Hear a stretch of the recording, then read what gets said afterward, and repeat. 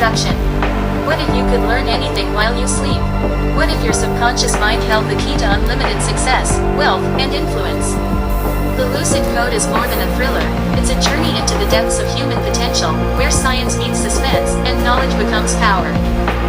In this high-stakes adventure, Atlas Reed discovers he is part of a secret experiment designed to implant knowledge into the subconscious mind. But when something goes wrong, he finds himself hunted by those who want to control the very thing that could set him free. With the help of Celine Voss, a brilliant neuroscientist with secrets of her own, Atlas must learn to wield the power of his mind before it's too late. This book is designed to do more than just entertain. It's a call to awaken your own potential. Through the gripping narrative, readers will uncover hidden lessons about self-mastery, subconscious programming, and the mindset shifts necessary for success. Welcome to the Lucid Code. The question is, what will you do with the knowledge? Chapter 1. The First Strange Awakening. Atlas Reed awoke with a start. His breath was uneven, his heart hammering against his ribs. The early morning light filtered through the curtains of his small apartment, casting long, golden streaks across the room. His sheets were tangled, damp with sweat, and his mind buzzed with a strange, lingering energy, as if he had just run a marathon in his sleep.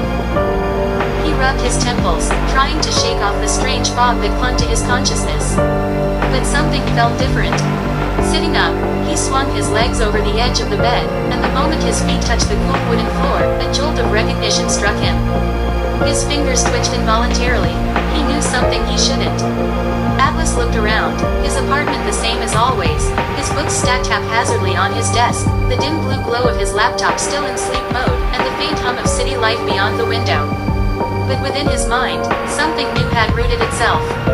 A phrase. It burned in his thoughts, lingering like an echo from a dream he could not remember. You are more than you believe. The words sent a shiver down his spine. They weren't his. He hadn't read them, hadn't heard them before. And yet, they pulsed inside him with an almost hypnotic weight. Atlas took a deep breath and ran a hand through his dark hair. He glanced at the nightstand, where his phone lay face down. The screen lit up as he picked it up, revealing a message notification. From an unknown number. Unknown, how do you feel? A cold sensation crept up his arms. He hadn't told anyone about his strange awakening. No one knew. His fingers hovered over the keyboard before he responded. Atlas, who is this? A reply came almost instantly. Unknown, you're experiencing the first effects. Don't be alarmed, it means it's working. Atlas's breath hitched. First effects, working. He felt his pulse quicken as he typed again. Atlas, what are you talking about? What's working? For a moment, there was silence. Then, another message appeared. Unknown, we'll be in touch. Don't fight it, just listen to your mind. Then, as suddenly as the conversation had started, the number disappeared. Vanished from his message history as if it had never existed. Atlas stood up, his legs feeling unsteady beneath him. He moved toward the bathroom, splashing cold water on his face. His reflection stared back at him, dark eyes, sharper than usual, filled with something between unease and fascination. And then, a memory surfaced. It wasn't his. Atlas closed his eyes, gripping the edge of the sink. A vision flickered in his mind, a mathematical equation, one he had never learned but somehow understood with absolute clarity. Symbols, numbers, the mechanics of something complex yet familiar. It was as if his brain had absorbed knowledge overnight. Panic clawed at his throat. He stumbled back, gripping the doorway for support. His breathing was erratic now. This wasn't normal. This wasn't possible. Then, the phrase returned, louder this time, echoing in his mind like a command. You are more than you believe. Atlas had no idea what was happening to him. But he was about to find out. Chapter 2. The Message Hidden in a Dream. Atlas barely slept that night. When he did, his dreams were strange, fragmented, flashes of numbers, whispered voices, and an overwhelming sense of urgency. It felt as though his subconscious was trying to tell him something, but the meaning remained just out of reach. Then, a voice, soft yet commanding, cut through the chaos. Remember the code. The words drifted like an echo through his mind, fading into a softer, calmer tone. Suddenly, he found himself standing in a familiar place, his childhood home. The air smelled of warm vanilla and old books, just as it had when he was young. A soft gold the room, though no lamps were lit. Everything was quiet, peaceful. On the wooden coffee table before him sat a single envelope, its paper slightly worn, his name written across it in a familiar hand. His mother's handwriting. Atlas hesitated, a sense of longing and unease mixing in his chest. Slowly, he reached for the envelope and slid out the letter inside. The words were written in gentle, flowing script, but as he read them, something unusual happened. Dear son, when you fall asleep tonight, you find yourself taking a deep breath and relaxing completely. Just know it's okay to feel good about yourself as you take a deep breath and find yourself drifting into a deep, peaceful, relaxing sleep. 4 years ago, your father and I discovered a secret that we tried to keep from you. Not to deceive you, but to protect you. We learned something about the mind, its ability to absorb, adapt, and transform while at rest. And now, you are beginning to experience it for yourself. What you are feeling, the knowledge appearing in your mind, the whispers, it is not imagination. It is real, and there is more to come.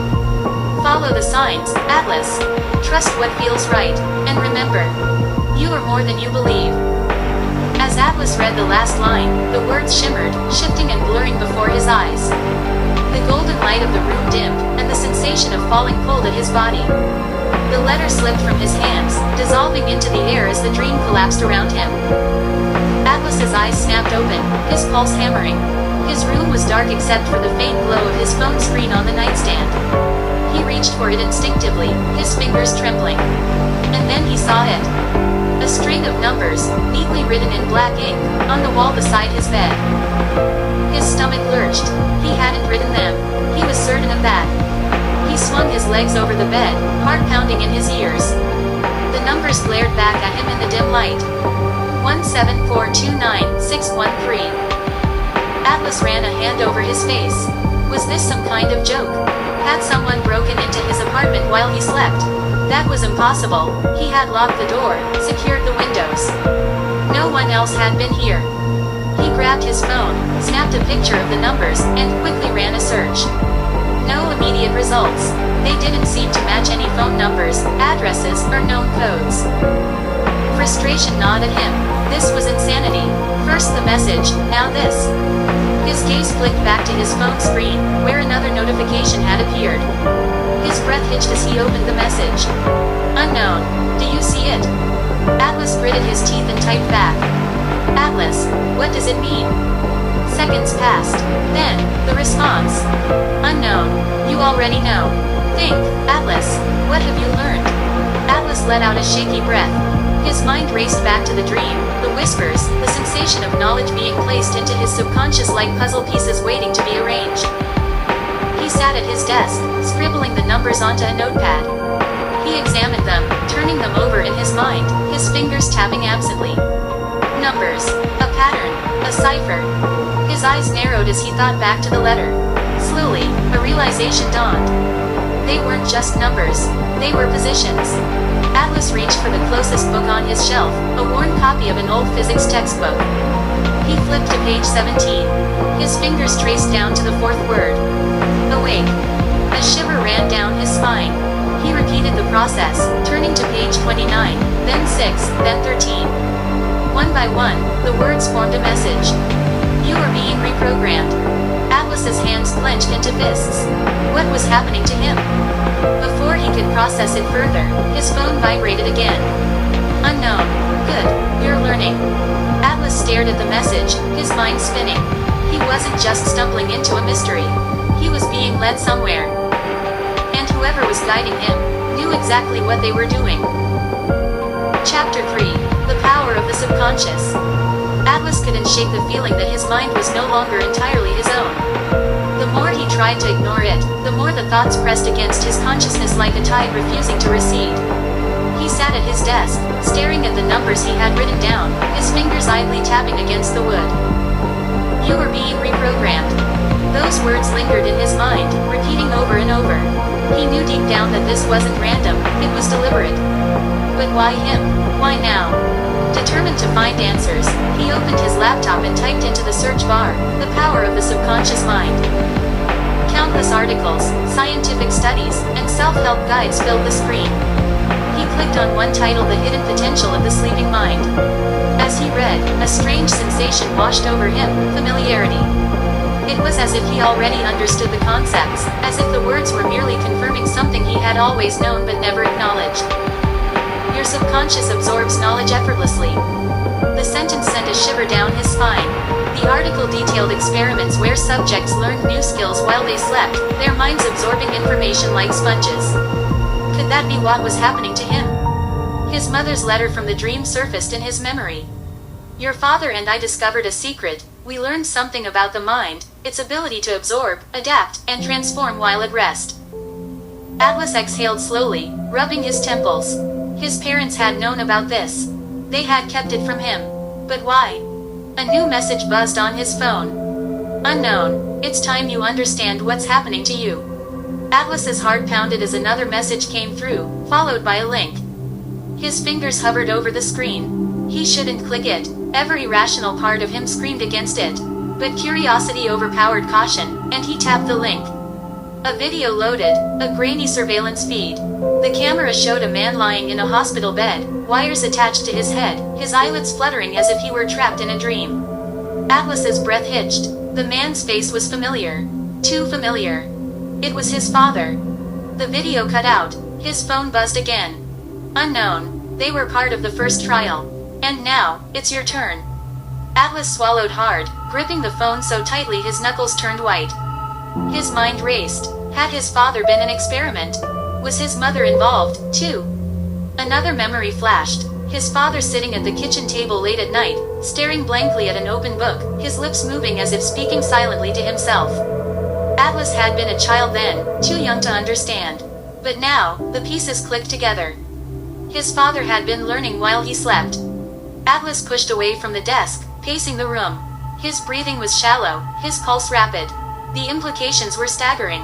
If this was true, if the subconscious could be programmed in sleep, then his mind was no longer his own. He was no longer just Atlas Reed. He was becoming something more. Atlas sat back down, inhaling deeply to calm the storm inside his mind. He clicked on another article titled The Science of Neuroplasticity and Sleep Learning. The words blurred together, but key phrases jumped out at him. During REM sleep, the brain undergoes complex processes of memory consolidation. It is theorized that under specific conditions, information can be directly embedded into the subconscious. The implications of controlled sleep programming could be revolutionary. Atlas leaned back, exhaling sharply. This wasn't fiction. This was real science, something researchers had been toying with for decades. But someone had figured out how to make it work. On him. His gaze drifted back to the surveillance video. His father's face, peaceful yet deeply immersed in something unseen, was burned into his mind. If his father had been part of an experiment, had he volunteered? Or had something gone wrong? Atlas pressed his palms against his eyes. He needed more information. He couldn't go to the police, not with something like this. He needed to find someone who understood. Another message buzzed on his phone. Unknown, you're close. Keep going. Atlas clenched his jaw. Whoever was behind this knew exactly what he was doing.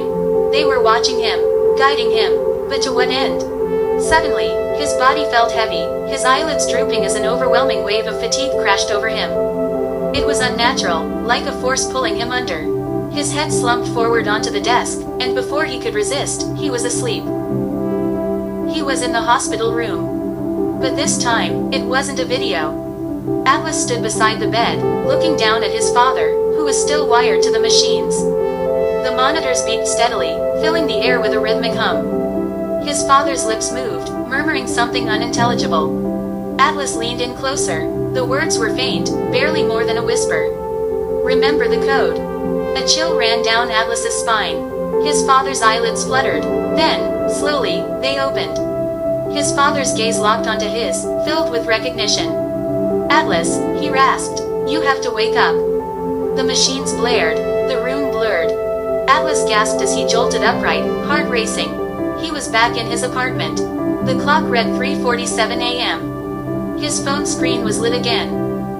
Unknown, you weren't supposed to see that. Chapter 4, The Unlikely Alley. Atlas sat frozen, staring at his phone. His hands trembled as he reread the message. You weren't supposed to see that. Whoever was watching him, Whoever had access to his father's past, they knew.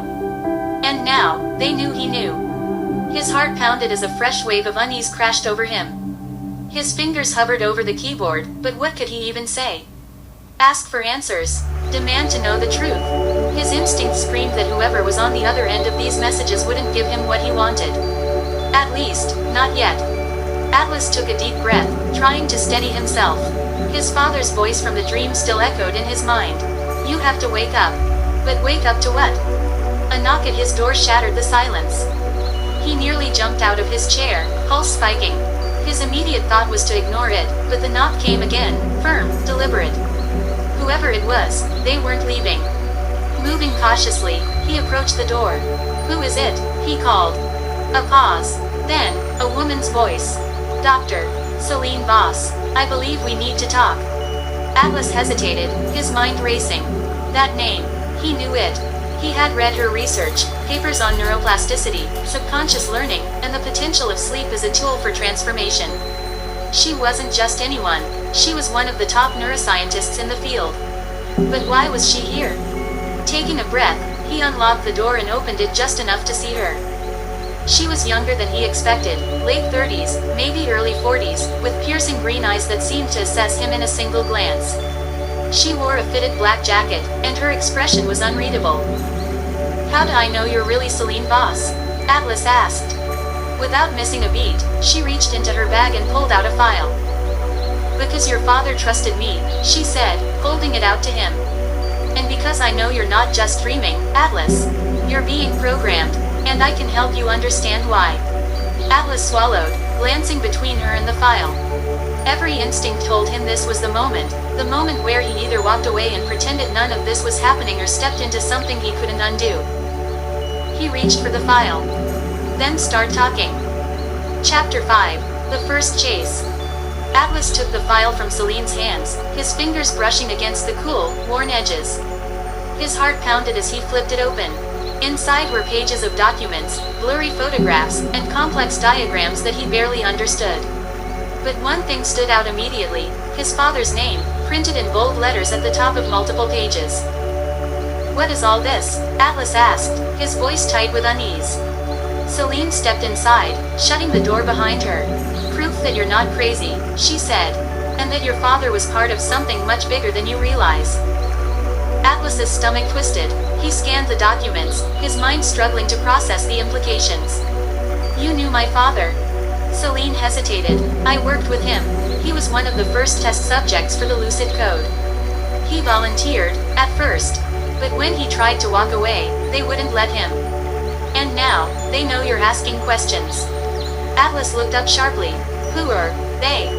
Before Celine could answer, a loud bang erupted from the hallway. Atlas's breath caught in his throat. He turned toward the door, the hair on the back of his neck standing on end. The sound of hurried footsteps followed. Celine's eyes darkened. We have to go, now. She grabbed his wrist and pulled him toward the window. Without hesitation, she unlatched it and shoved it open. Fire escape. Move. Atlas barely had time to react. A second bang, louder this time, sent his nerves into overdrive. He scrambled onto the metal platform, the cold night air hitting his face like a slap. Celine followed, moving with practiced ease. From below, the rumble of an approaching car made Atlas's stomach tighten. They were waiting. Jump to the next building, Celine ordered. Atlas's heart leapt into his throat. The next rooftop was a good 6 feet away. He hesitated, but then another gunshot shattered the air. Without thinking, he pushed off, his legs burning as he leapt. For a terrifying second, he felt weightless, then his hands grasped rough concrete. He pulled himself up just as Celine landed beside him with cat-like grace. Keep moving, she urged, already scanning for another escape route. Atlas didn't need to be told twice. Whoever was after them wasn't giving up. And for the first time, he realized, this wasn't just about his father's past anymore. Now, they were after him. Chapter 6, The Memory That Wasn't His. Atlas and Celine didn't stop running. The night air burned in his lungs, his pulse hammering as they weaved through the maze of rooftops. Below, the city pulsed with life, unaware of the danger chasing them from the shadows.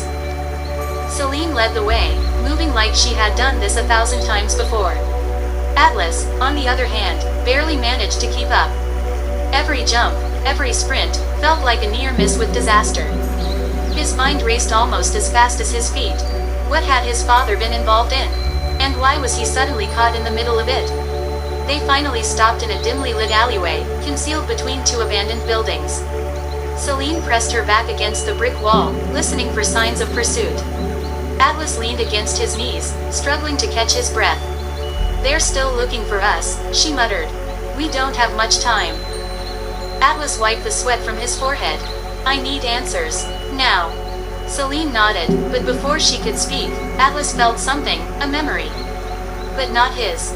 It struck like lightning, sharp and overwhelming. One moment, he was standing in the alley.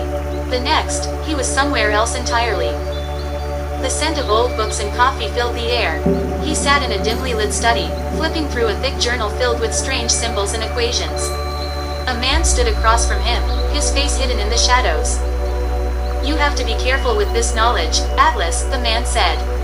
His voice was familiar, but distorted, like a fading echo. Atlas looked down at the page before him. It was filled with calculations, complex data on sleep cycles, and something labeled neural reprogramming protocol. His fingers traced the ink.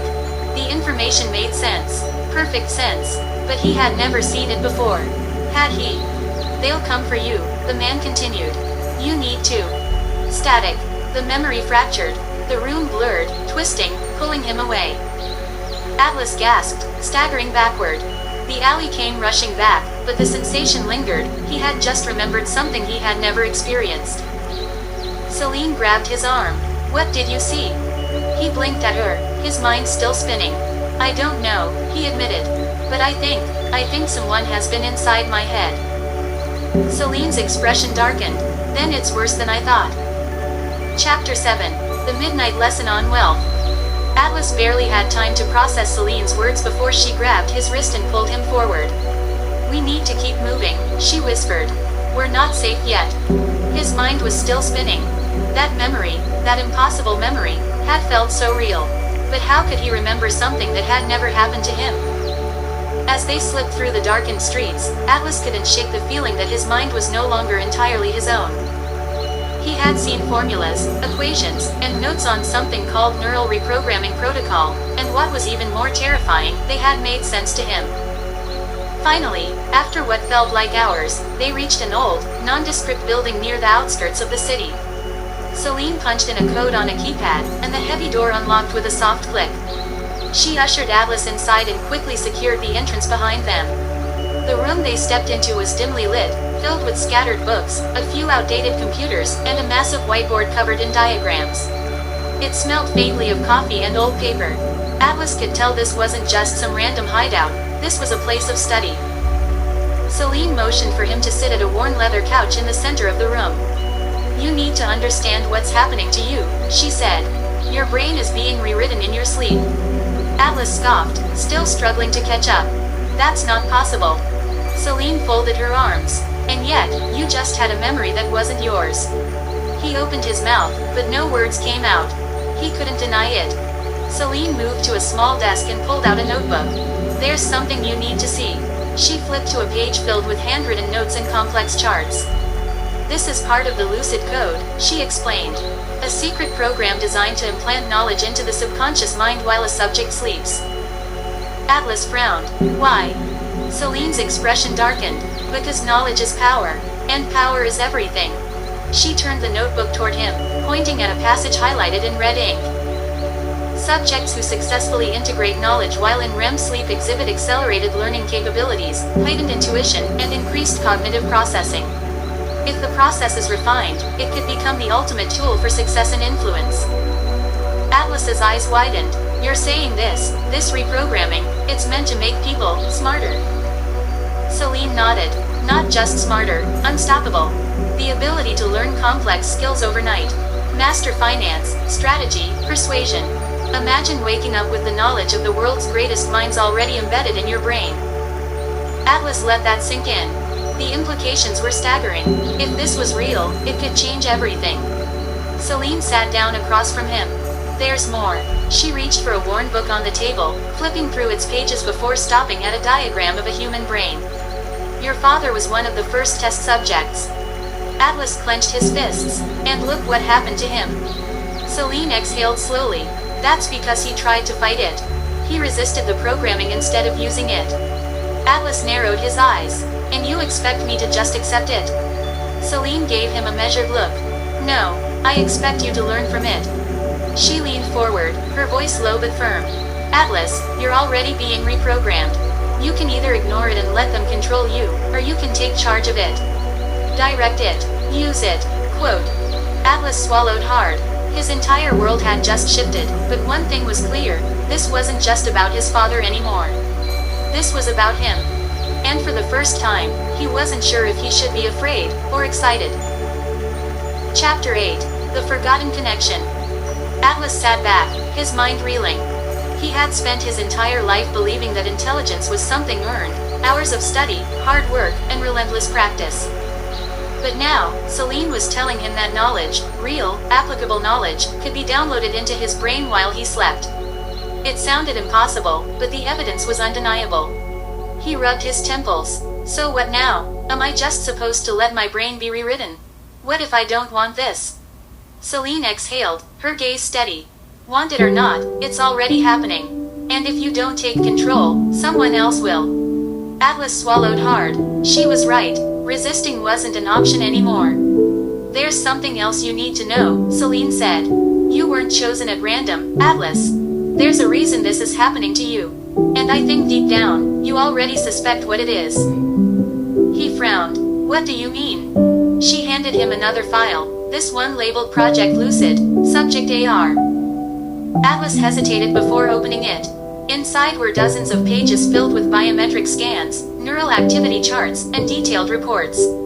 But it was the first page that sent a chill through his spine. A photo of himself. I don't understand, he murmured, scanning the text beneath the image. Subject recruited under familial legacy clause. Celine watched him carefully. Your father wasn't just a test subject. He was a researcher. He helped design the Lucid Code. And according to this file, he chose you as the next participant. Atlas's breath hitched. His father had known this would happen. He had been preparing Atlas for something long before he ever realized it. Then, like a key unlocking a door, a memory surfaced, faint but persistent. He was 8 years old, sitting at the kitchen table while his father flipped through a thick book filled with symbols and numbers. It didn't make sense to him then, but his father's voice was gentle, encouraging. One day, you'll see the patterns, Atlas. One day, they'll make sense. His father reached out, tapping a specific sequence of numbers on the page. 17429-613. The same numbers he had seen on his wall. The same ones that had led him here. Atlas jolted back to the present, breathless. He knew, he whispered. He's been guiding me this entire time. Celine nodded. And now, it's up to you to figure out what he wanted you to learn. Chapter 9. The Almost Kiss. Atlas stared at the file in his hands, his heart pounding. The realization that his father had been guiding him all along filled him with equal parts awe and unease. Why hadn't he told me? Why all the secrecy? Celine sat across from him, watching his reaction carefully. I know this is a lot to take in, she said softly. But if your father trusted you with this, he must have believed you were ready. Atlas let out a breath he hadn't realized he was holding. Maybe, or maybe he didn't have a choice. A tense silence filled the room, thick with unspoken thoughts. Atlas ran a hand through his hair, his mind buzzing. Then, without thinking, he asked, Why are you helping me? Celine hesitated for just a fraction of a second. Because I believe in the Lucid Code's potential. But I don't trust the people running it. Your father wanted something different. I think you do too. Atlas studied her, trying to decipher what she wasn't saying. She's hiding something. But before he could press her, Celine stood and walked to the large window overlooking the quiet city below. The dim light reflected off the strands of her dark hair as she crossed her arms. You don't have to trust me, Atlas, she said, almost as if she had read his mind. But you do have to make a choice. Do you want to keep running, or do you want to understand the truth? Atlas stood slowly, stepping closer to her. What if the truth is worse than not knowing? She turned slightly, her face partially in shadow. Then you'll have to decide if you can live with it. The space between them felt charged, like the quiet before a storm. For the first time, Atlas noticed how tired she looked, how much weight she carried. She wasn't just some scientist caught up in an experiment gone wrong. She cared about this, about him. The tension was undeniable. He wasn't sure if it was because of the danger surrounding them, the exhaustion, or the way their paths had become so impossibly tangled, but the air between them felt different now. Atlas reached out, his fingertips brushing against her wrist. Celine tensed but didn't pull away. "Atlas," she murmured, almost like a warning. He wasn't sure who moved first, but suddenly the space between them vanished. His lips hovered inches from hers, close enough that he could feel her breath, hear the sharp intake as she hesitated. Then, just as quickly, she pulled back. "Not yet," she whispered, her voice steady but laced with something he couldn't quite name. Atlas exhaled, stepping back as well. He understood. The timing was wrong. Everything was too uncertain. But something had shifted between them, something that neither of them could ignore. Celine turned away, running a hand through her hair. "We need to focus. If we don't figure this out, none of it will matter." Atlas nodded. "Then let's figure it out. Together." Celine glanced at him, the ghost of a smile touching her lips before she returned to business. "There's something else in the file. Something we missed." The moment passed, but Atlas knew it hadn't disappeared. It was just waiting. Chapter 10. The Hidden Room and the Financial Blueprint. Atlas leaned over the file, his pulse quickening. Celine was right, there was something they had missed. A diagram on one of the last pages caught his eye. It wasn't just any blueprint. It was a schematic for a hidden lab, buried beneath a location labeled the Halcyon Institute. "This is where it started," Celine murmured, pointing to the blueprint. The Lucid Code wasn't just a research project. It was a blueprint for something much bigger. Atlas traced the lines on the page. "And if we find this place, we find the answers." Celine nodded. "But it won't be easy. The Institute was shut down years ago. If there's anything left, it's underground. And probably guarded." Atlas let out a slow breath. "Then we better start digging." They arrived at the remains of the Halcyon Institute under the cover of darkness. What had once been a grand research facility was now little more than a crumbling building, vines creeping up its walls. Celine led the way, her every step precise, her eyes scanning for threats. "If the blueprint is accurate, the entrance should be somewhere near the west wing," she whispered. Atlas followed, his mind racing. Why had his father kept this from him? What was so dangerous about the Lucid Code that it had to be buried, literally? After several tense minutes, Celine found what they were looking for, a rusted hatch, half hidden beneath the overgrown foliage. She pulled out a small device, pressed it against the locking mechanism, and within seconds, the hatch clicked open. Atlas raised a brow. "I don't want to know where you got that, do I?" She smirked. "Probably not." They descended into the darkness, the air thick with dust and the faint scent of something metallic. Their flashlights illuminated narrow hallways lined with glass-walled rooms, abandoned workstations, and files scattered across the floor. The deeper they went, the more it felt like they were stepping into a time capsule, a place where research had been abruptly abandoned. Then, they found it. A room marked Project Lucid, Financial Model. Atlas pushed the door open, revealing stacks of files, computer terminals, and something that made his stomach tighten, a large screen displaying financial models, investments, and global economic structures. Celine moved to one of the screens, scrolling through the data. This wasn't just about learning in your sleep. They were programming people for financial dominance, teaching them wealth strategies, decision-making, and investment algorithms, all while they slept. Atlas exhaled sharply. "This isn't just science. This is an empire-building tool." Celine nodded grimly. "And someone is still using it." Atlas clenched his jaw. "Then we need to figure out who, and stop them." He turned back to the files, knowing that buried within these pages was the key to understanding not just what had been done to him, but what was still being done to the world. Chapter 11. The Hack That Changes Everything. Atlas rifled through the stacks of papers, his eyes scanning complex charts and reports. He could feel the weight of something monumental pressing down on him. The Lucid Code wasn't just about subconscious learning, it was about control. Celine's fingers danced over a keyboard, attempting to gain access to the digital archives. The screen flickered before filling with lines of encrypted code. "They've locked most of the data behind firewalls," she muttered. "But there's a back door." Atlas frowned. "A back door? How do you know?" Celine gave him a quick glance. "Because your father left it." His breath hitched. "He planned for this." She nodded, typing rapidly. He knew someone would come looking one day. He embedded a sequence in the system, a failsafe. But the problem is... The screen flashed red. "Unauthorized access detected." Atlas tensed. "That doesn't look good." Celine bit her lip. "It means we don't have much time." A soft beep emitted from the console, followed by a new prompt. "Enter passphrase." Atlas stared at the blinking cursor. His father's words from the dream echoed in his mind. "You are more than you believe." Without hesitation, he typed it in. The screen froze for a moment, then the files unlocked. Celine exhaled. "You did it." Dozens of confidential documents filled the screen. Financial records, names, locations, evidence of the Lucid Code's reach across the world. Billionaires, CEOs, world leaders.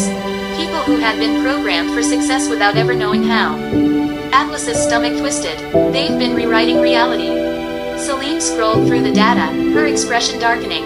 And they're still doing it. Atlas clenched his fists. "Then we end it." Before Celine could respond, the building's security alarm blared. They weren't alone. Chapter 12. The Power of Self-Learning. The blaring alarm sent a shockwave through Atlas's system. He and Celine exchanged a look. There was no time to talk, only to act. Celine grabbed a flash drive from her pocket and jammed it into the console. "I need 60 more seconds," she said, her fingers flying over the keyboard. "We have to download everything before they cut us off." Atlas turned toward the entrance, his pulse hammering. Heavy footsteps echoed down the hallway, growing louder. Whoever was coming for them wasn't wasting time.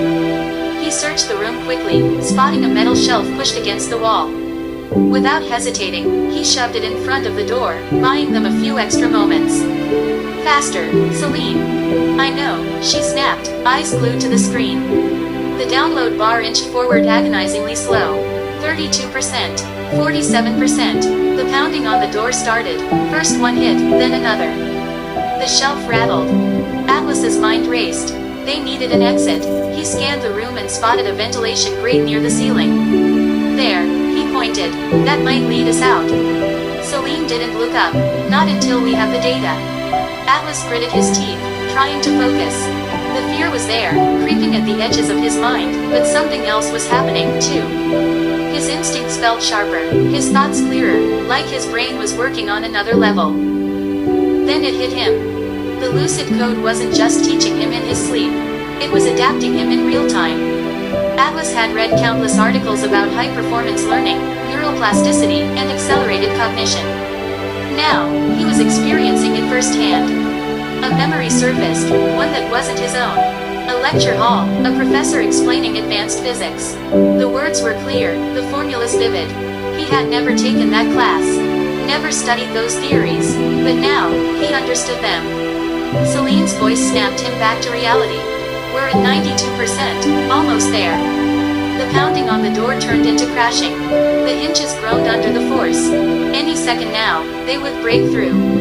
Atlas didn't hesitate. He grabbed a nearby chair and swung it at the ventilation grate, knocking it loose. "Go." Celine yanked the flash drive out of the console, stuffing it into her pocket. Without wasting a second, she climbed up, slipping through the opening. Atlas followed just as the door burst open below them.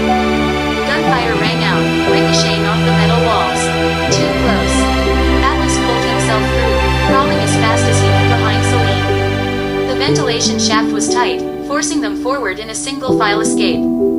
Below, voices shouted orders, boots thudding against the floor. Then, silence. Atlas held his breath. They were listening, tracking them. Celine whispered, "We have to keep moving." They crawled forward, inching through the shaft. The heat of adrenaline coursed through Atlas's veins, but beneath it was something else, an understanding. This wasn't just about running anymore. It was about what he had become. Chapter 13. The softest chase scene ever. Atlas and Celine kept moving, their bodies tense as they maneuvered through the ventilation shaft. Every inch forward felt like a gamble, the metal beneath them groaning softly under their weight. The darkness was suffocating, the air thick with dust and stale energy, as if the space itself held its breath along with them. Below, voices murmured, low, calculated. Their pursuers weren't fooled. Atlas's heart pounded. His mind, however, was clear, too clear. The Lucid Code was still working, sharpening his senses, fine-tuning his instincts. He wasn't just feeling fear, he was analyzing it, compartmentalizing it, pushing it into something useful.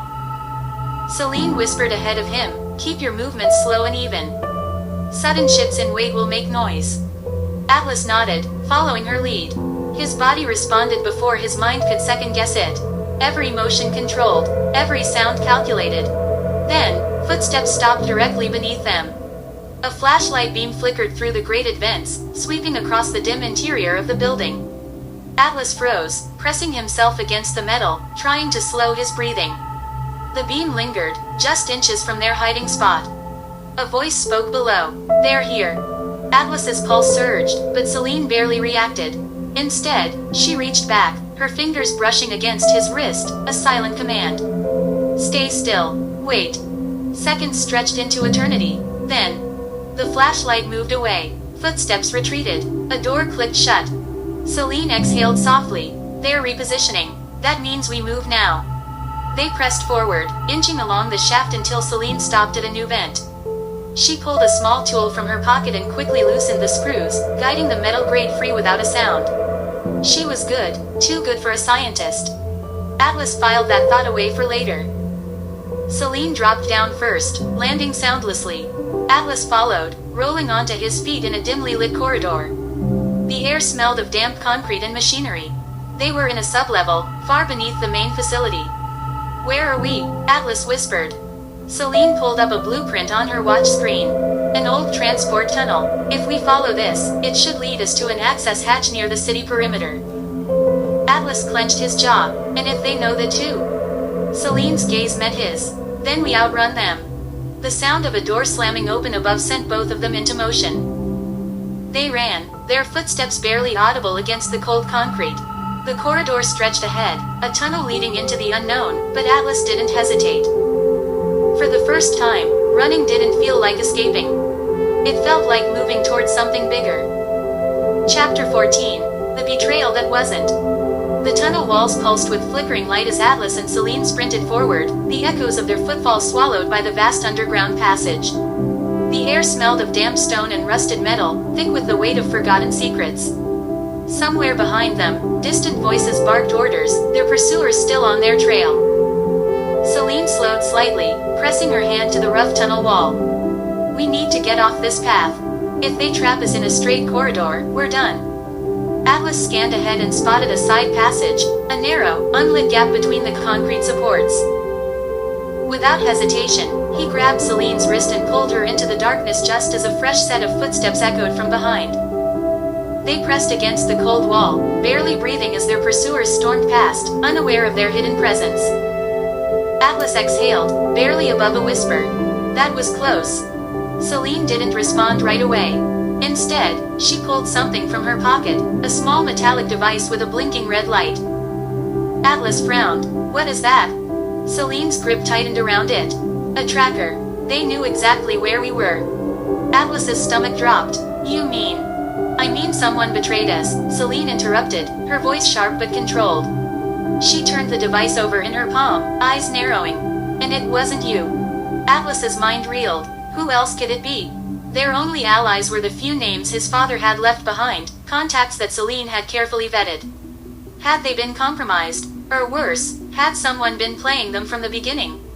Celine's expression darkened. There's only one way to be sure. She pulled up her encrypted comms device and sent a coded message. A few seconds passed before the screen lit up with a response. The name that appeared made Celine go still. Hawthorne. Atlas clenched his fists. He was supposed to be on our side. Celine's lips pressed into a thin line. Maybe he still is. Or maybe he's the reason they keep finding us. Either way, we can't risk trusting him. Atlas felt the weight of the moment settle onto his chest. Every move they made had to be precise. One mistake could cost them everything. Celine tossed the tracker onto the ground and crushed it under her boot. We have to assume they still think we're on the run. Let's use that. Atlas took a deep breath and nodded. Then let's turn this into a trap. Celine's expression softened, a flicker of approval in her eyes. Now you're thinking like someone who wants to win. For the first time, Atlas wasn't just surviving. He was preparing to fight back. Chapter 15, The Unexpected Player. Atlas and Celine moved through the tunnels with newfound purpose. The betrayal still weighed on them, but it no longer paralyzed them.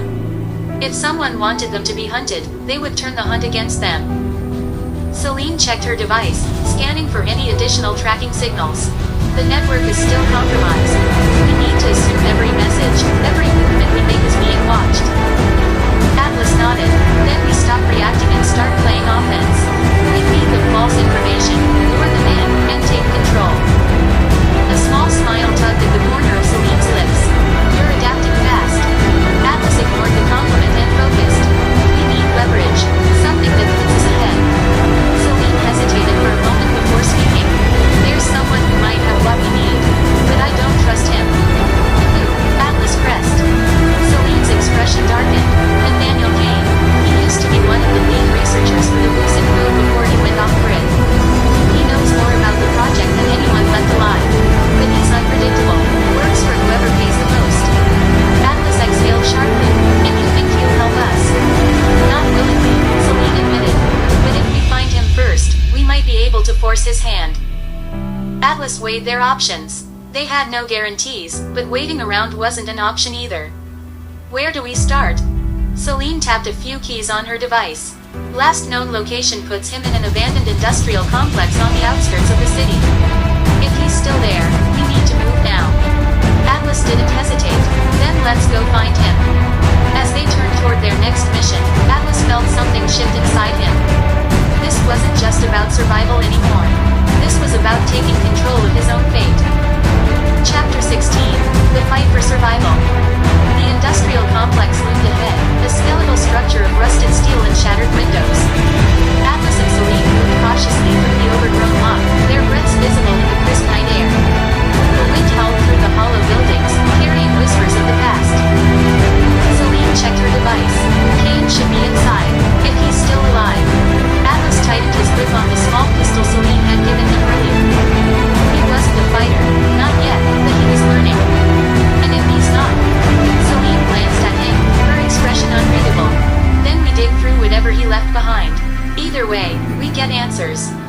They reached a side entrance, the metal door barely hanging on its hinges. Celine tested it, then slipped inside, Atlas close behind. The scent of damp concrete and oil filled the air. A sudden creak made them both freeze. Atlas turned, scanning the dark expanse of the warehouse floor. Shadows stretched unnaturally in the dim moonlight filtering through the broken ceiling. Then, movement. A figure darted between rusted machinery. Celine raised her weapon. Nathaniel Kane, we're not here to kill you. Silence. Then, a voice echoed from the shadows. That's what they all say. A man emerged from behind a steel pillar, his silhouette sharp against the moonlight. Kane was older than Atlas expected, his graying beard unkempt, his eyes sunken yet sharp. He held a small firearm, but it remained at his side. He studied them for a moment before scoffing. You brought Mercer's son. That's bold. Atlas stiffened. You knew my father. Kane smirked. Kid, your father and I built the Lucid Code. He just didn't live long enough to regret it. Celine's jaw tightened. We need your help. Kane chuckled. Help? You want help dismantling the most powerful system ever created? The same system that people would kill to protect. He shook his head. You don't dismantle something like this. You either control it or die trying. Atlas stepped forward. Then teach me how to control it. Kane's smirk faded. He studied Atlas for a long moment, then sighed. You really are his son. A noise outside made all three of them turn. The faint hum of approaching vehicles. Celine cursed under her breath. We've been tracked. Kane grabbed a duffel bag from a nearby crate. Then I hope you're fast learners. Because they won't leave witnesses. Atlas's heart pounded as the first set of headlights flooded the warehouse. The fight for survival had just begun. Chapter 17, The Escape Plan. The The warehouse was bathed in the harsh glare of approaching headlights. Engines rumbled, tires crunched over gravel, and then, silence. The kind of silence that came before chaos. Kane moved swiftly, tossing the duffel bag onto a nearby workbench. He unzipped it, revealing an arsenal of weapons, a handful of small devices, and a map. "We don't have much time," he said. "They'll surround the exits first. We need another way out." Celine was already scanning the perimeter through a crack in the warehouse door. 4 vehicles, armed units. They're moving fast. Atlas swallowed hard. "How do we fight that?" Kane looked at him, smirking. "We don't. We outthink them." Celine turned back to them. "There's a sewer tunnel beneath this building. Old access point near the north wall. If we can get to it before they breach." A gunshot rang out, cutting through the night. Atlas flinched. "They're not waiting." Kane grabbed 2 small devices from the bag and handed one to Celine. "Flash charges. Won't kill them, but it'll blind them long enough for us to move." Celine nodded, already setting the timers. "We need to time this perfectly." Atlas felt the weight of the moment settle onto his shoulders. This wasn't just about escaping. If they got out, they had a real chance to expose the Lucid Code. If they failed, it was over. Another gunshot. The sound of doors slamming. Footsteps approaching fast. Kane tossed Atlas a small earpiece. "Stay close, follow my lead." Atlas barely had time to respond before Kane pulled open a side door and hurled one of the flash charges into the open lot. A second later, a burst of white light. Shouts erupted, followed by confusion. Celine grabbed Atlas's wrist, pulling him toward the far side of the warehouse.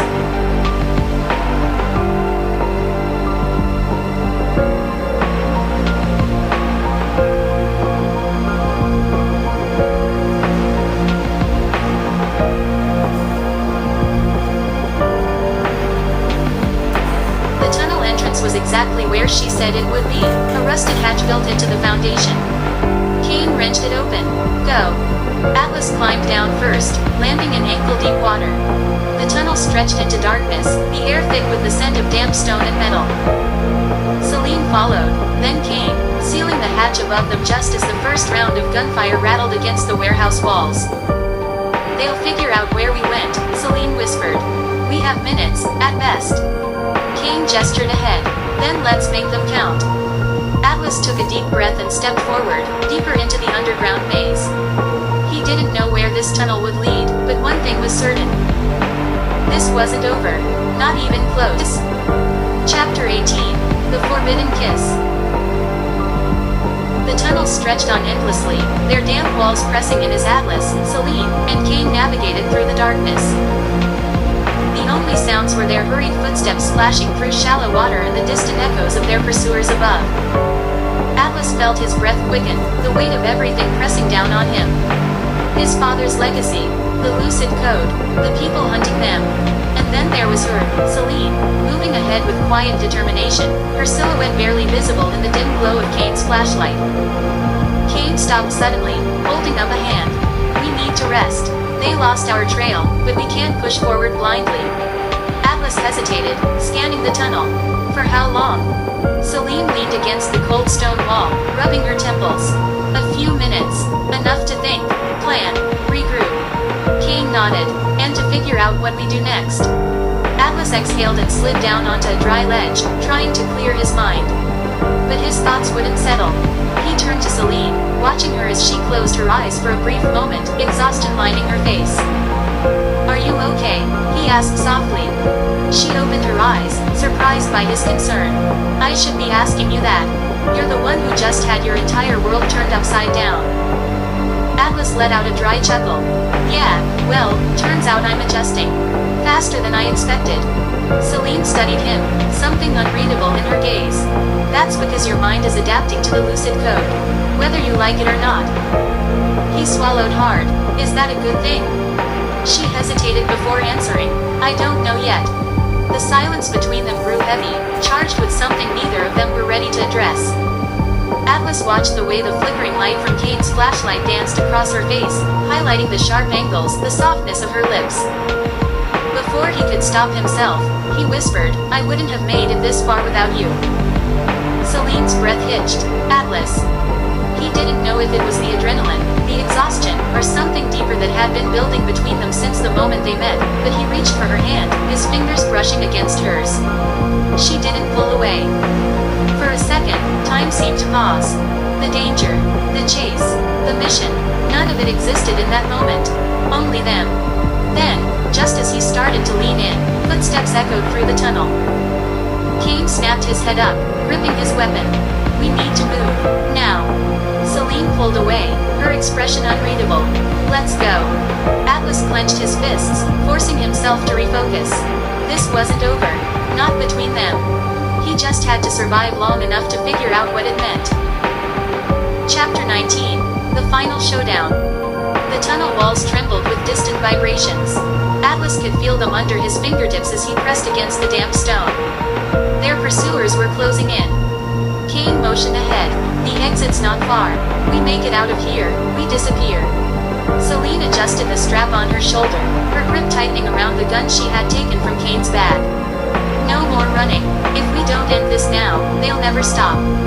Atlas's heart pounded. Then we finish it. Kane exhaled sharply. Kid, you have no idea what you're up against. These people don't just vanish because you want them to. They rewrite the world to make sure they always win. Atlas met his gaze. Then let's change the story. They moved quickly, weaving through the tunnel until a faint light glowed ahead, the exit. But they weren't the only ones waiting for it. Figures emerged from the darkness, blocking their path. Armed, unmoving, their leader stepped forward, a tall man in a sleek black coat, his expression void of emotion. Dr. Arlen Graves. Celine stiffened beside Atlas. Graves. The man's gaze flicked to her. You've become quite the problem, Celine. I expected better. Atlas's pulse spiked. This was the man pulling the strings. The one who had stolen his mind, controlled his father, and turned the Lucid Code into something sinister. Graves took a slow step forward. You misunderstand your role, Atlas. You were never meant to fight us. You were meant to lead. Atlas clenched his fists. You used my father. You manipulated him. Graves' lips curled in amusement. Your father understood what was necessary. He saw the future. And now, so do you. Do you really think this ends with a gunfight? With running? You've already become one of us. The knowledge you have, the skills, none of it came from you. It came from us. Atlas's mind reeled. The Lucid Code had rewritten him. But had it controlled him? Celine took a step forward, her voice firm. He still has a choice. And he's not choosing you.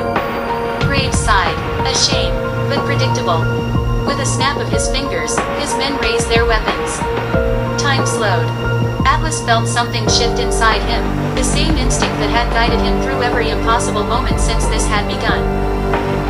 He wasn't controlled, he was in control. Before Graves could speak, Atlas moved. A flash of motion, he twisted, grabbing Celine as Kane fired the first shot. Chaos erupted, shadows exploded with gunfire. Atlas ducked, adrenaline surging as he grabbed a weapon from one of the fallen guards. His body moved faster than his mind could process. Celine took down two guards in quick succession. Kane covered their flank, his movements precise. But Graves, he was gone. Atlas scanned the battlefield, breathless. No body, no blood. Celine's voice cut through the ringing in his ears. We need to go. Atlas hesitated. Graves wasn't the type to run. This wasn't over. But for now, they had won. Kane led them toward the exit, the tunnel walls giving way to the cool night air. The stars stretched above them, vast and endless. Atlas tightened his grip on his weapon, his mind racing. The Lucid Code wasn't just inside him anymore. It was his weapon, and he was going to use it. Chapter 20. The dream continues. Atlas stepped out into the open night, the cold air shocking against his skin. The fight was over, for now. But his mind wouldn't rest. His pulse still carried the echo of battle, his muscles tense, his senses heightened. He wasn't the same person who had entered that tunnel. Celine stood beside him, breathing heavily. The soft moonlight cast shadows across her face, her expression unreadable. Kane was already moving, checking their surroundings. The silence felt unnatural, as if the world itself was waiting for their next move. We should keep moving, Kane said. They'll regroup. Graves doesn't lose. Atlas exhaled sharply. He already has. Celine turned to him, searching his face. What do you mean? Atlas looked at his hands, steady, unshaken. He could feel it now. The knowledge implanted in him. The instincts honed by the Lucid Code. He had spent so much time fearing it, resisting it. But now, he understood. Graves thought the Lucid Code would make me their pawn, Atlas said slowly. He thought he could control what I became. But he was wrong. Celine's eyes flickered with understanding. You're going to use it. Atlas nodded, not just to stop them. To change everything. Kane let out a low chuckle. You sound like a man with a plan. Atlas met his gaze. I am. Celine crossed her arms. And what exactly does this plan look like? Atlas turned his gaze to the horizon. The city lights flickered in the distance, a world still unaware of the war being waged beneath its surface. First, we disappear, he said. Then, we rebuild. We take control of the Lucid Code, not to manipulate, but to free people. Kane raised a brow. And you think that's possible? Atlas smirked. I don't think. I know. A breeze rolled through the open space, carrying the scent of earth and rain. The battle was behind them, but the war had just begun. Atlas wasn't just fighting to survive anymore. He was fighting to change the world. Celine stepped closer, her voice softer now. And if Graves comes back? Atlas met her gaze, unwavering. Then we'll be ready.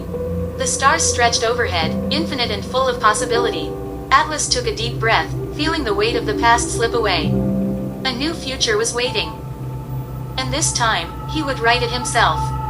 The end. Conclusion. Lessons from the Lucid Code. At its core, the Lucid Code is a story about transformation, resilience, and the power of the subconscious mind.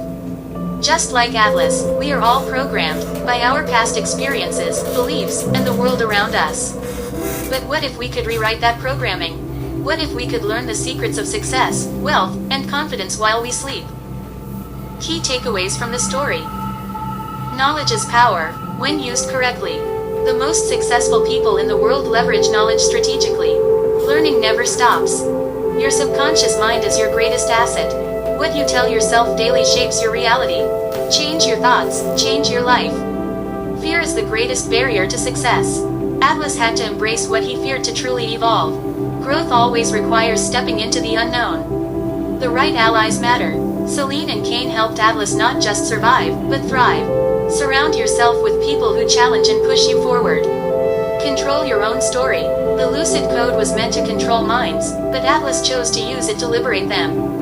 What narrative are you writing for yourself? You have the power to rewrite your own code. The only question is, will you?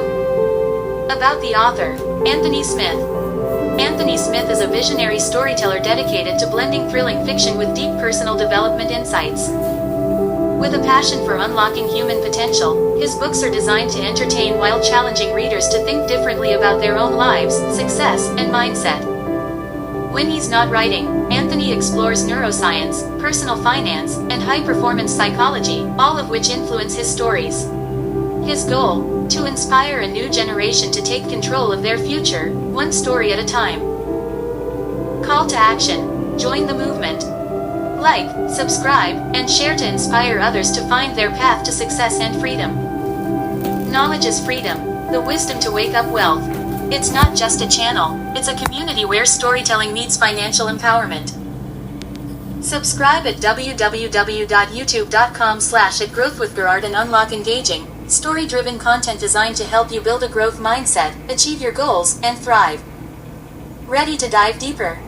Explore Gerard's Awakening, a financial odyssey, book 1 of the multiplex series on Amazon.